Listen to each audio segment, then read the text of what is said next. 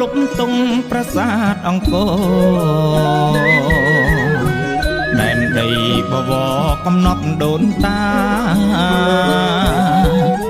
អរិយធម៌វប្បធម៌ផូរផង់ថ្លៃថ្លាជាតិខ្មែរអង្គចារុងរឿងល្បាញល្បីសំឡេងគាំទ្រអំណរសន្តិភាព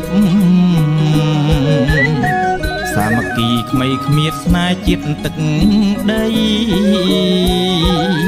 មហាគ្រួសារខ្មែររួមចិត្តមេត្រី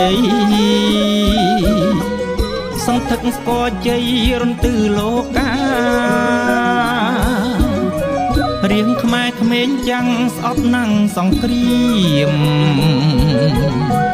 មិនបង្ហូរឈាមបង្កហិង្សាខ្មែរសូមតែសុខរាប់គ្នាធម្មតាពុកខ្មាំងបច្ចាកុំចង់បំភ្លៃ